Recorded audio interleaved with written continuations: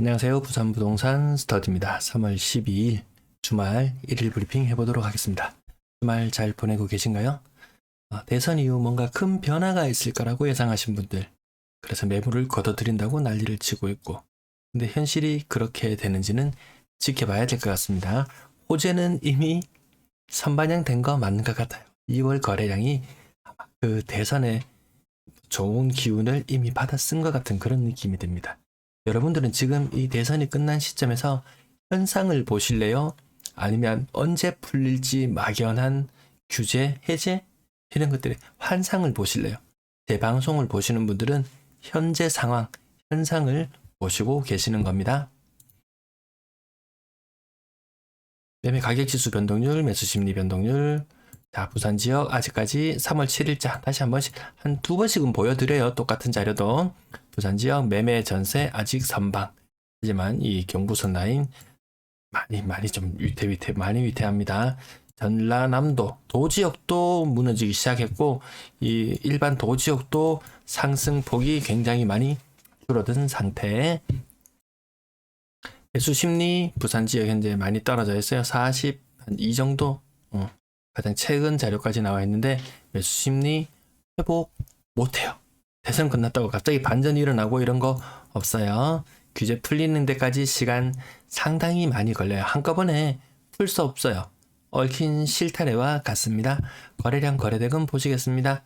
요거 보시기 전에 제가 뭐 유가라든지 아니면 원자재라든지 금리라든지 이런 부분들 대구 방송 앞부분에서만 살짝 짚어드렸는데 똑같은 말씀을 드리기 또 그래서 일단 빼놓고 다음에는 각 방송 개별로 따로 중복되더라도 제가 두 번 말씀드리더라도 따로 자료를 가지고 오도록 하겠습니다.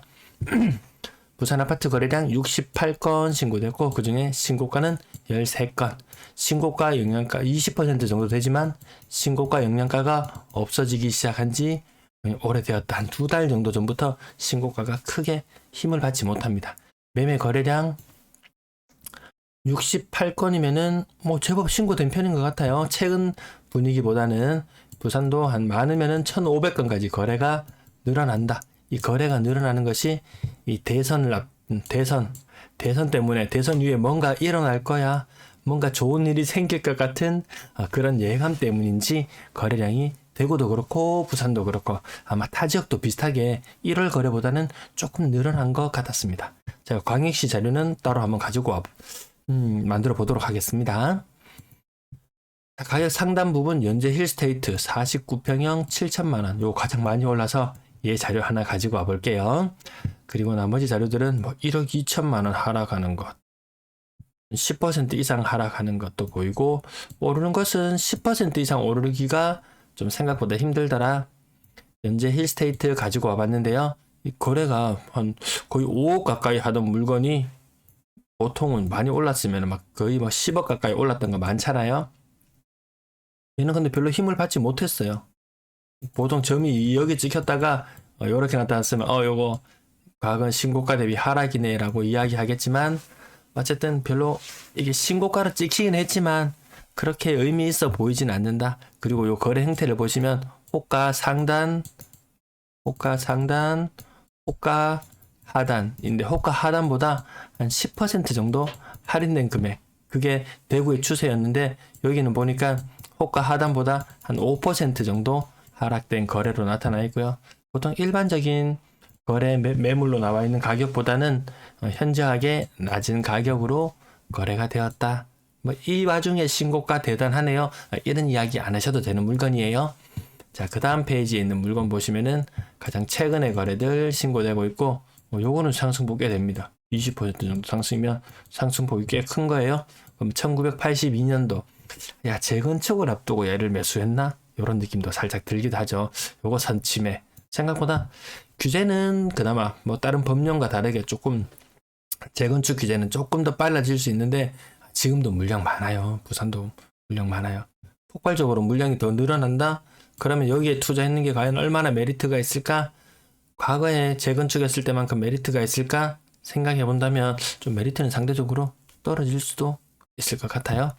야, 이거 굉장히 많이 하락했네요.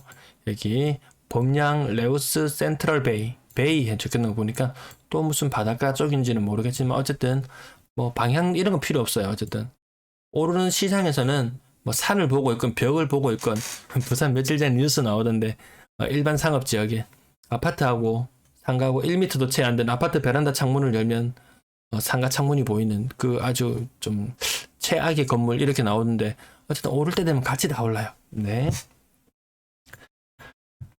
네, 다음 페이지 보시면 가격대가 이렇게 신고가 비율 20%지만 그렇게 의미가 있어 보이지 않는데 이 신고가 보세요. 올랐는 거 1000만원, 2000만원, 오르는 200만원, 2000만원 뭐 오르는 신고가들 여러분들 봐도 야, 분위기가 옛날 같지는 않구나 이렇게 느끼실 거예요. 대선 이후에 3월 10일 다음 대통령이 당선인이 발표되고 나서 나온 거래들 보시겠습니다. 신고가 한 개 있었어요. 근데 나머지 거래들 보세요. 별 차이 없죠?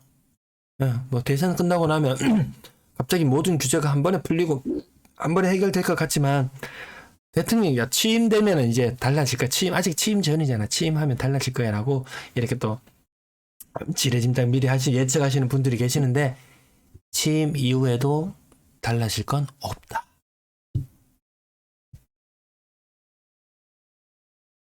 자, 그 다음 또 아직까지 대선 이후 신고가들인데요. 신고가 한 개 있긴 있었어요. 근데 여러분은 이 하락 거래가 더 눈에 많이 띄시죠? 모두 다 3월 10일, 3월 11일 거래.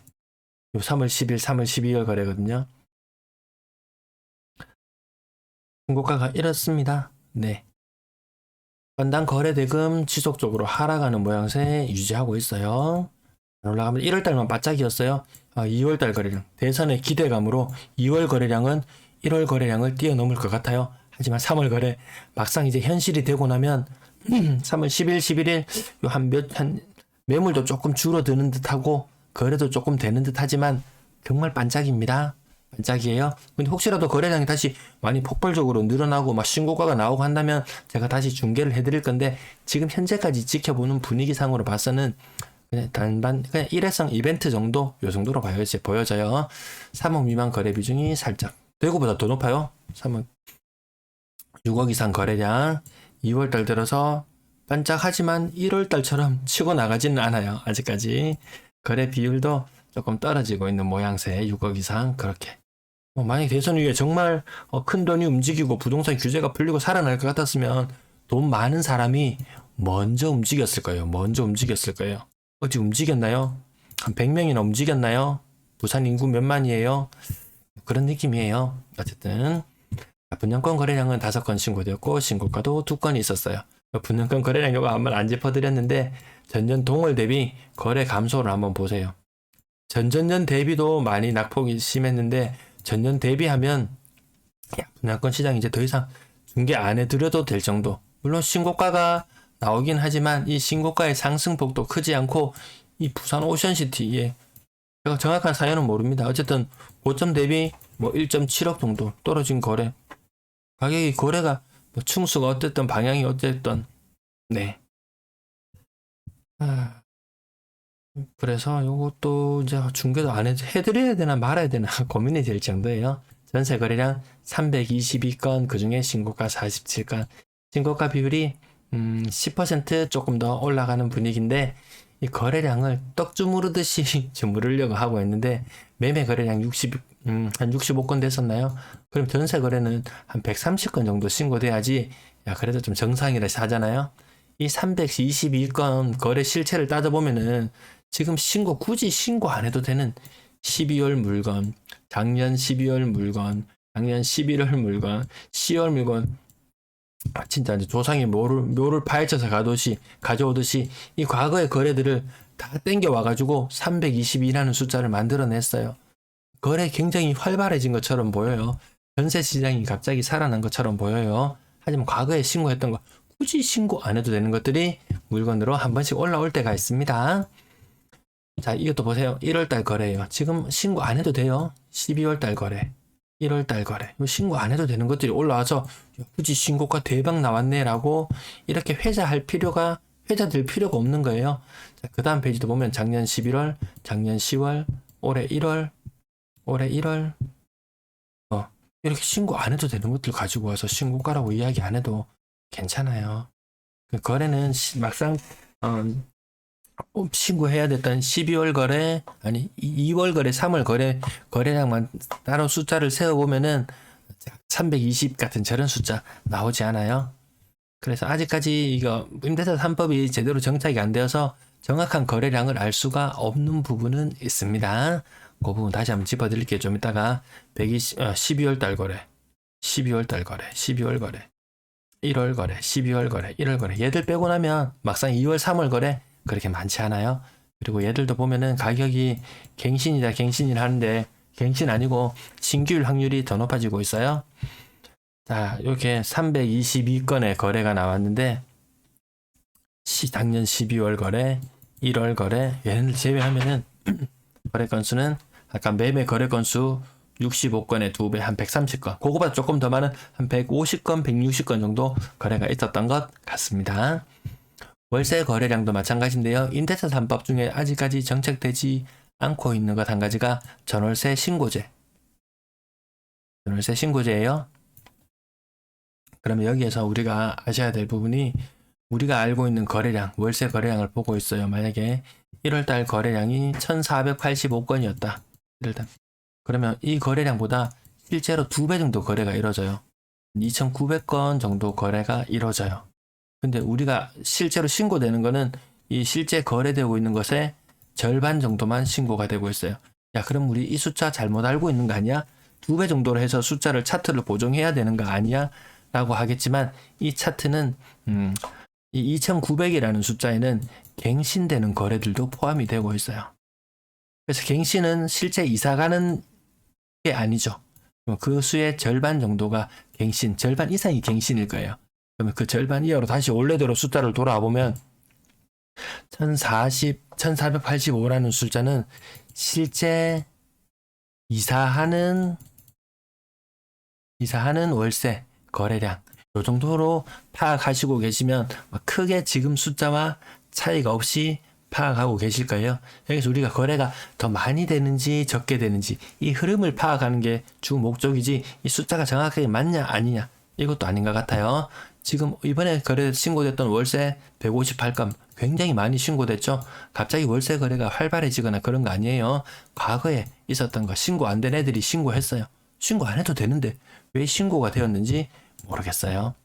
아마 전입 신고하고 이런 부분들을 구청에서 자료를 일괄로 넘겨줘서 그럴 수도 있다. 이렇게 일단 추정은 해보고 있는 상태입니다. 월세 거래량 월세 가격이 떨어지고 있으면 보증금은 올라가야 되는데 3월이 하여튼 임대차 시장이 좀 약해지는 시기이기 때문에 이주가 좀 상대적으로 줄어드는 시기이기 때문에 전세 월세 가격도 좀 더 조정을 받을 수 있습니다. 임대 거래량 2월 현재 3,488건 신고되고 있고요. 매도 물량, 임대 물량. 마지막 간보기 마지막 단계. 요 밴드에서 지금 주말 동안 요 밴드 하단으로 좀 내려올 수는 있을 것 같아요. 그런 사람들이 드디어 매물을 정리하는구나 라고 생각하지만 다시 별 분위기가 달라지지 않네. 야, 저거 규제 다 풀린다고 했는데 언제 풀릴지 모르겠네. 이런 분위기를 사람이 감지하기 시작하면 또 이 밴드의 중간에서 또 이렇게 치고 올라가는 수도 생겨요. 급작스러운 변화 기대 안 하시는 게 맞는 것 같습니다.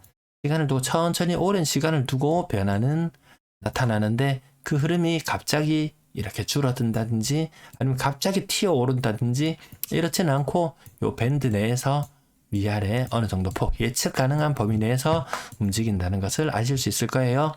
월세 전체 임대 물량도 지금은 일단은 추세상은 늘어나는 추세인데 조금 더 지켜보도록 하겠습니다. 시청 감사합니다. 주말 잘 보내세요.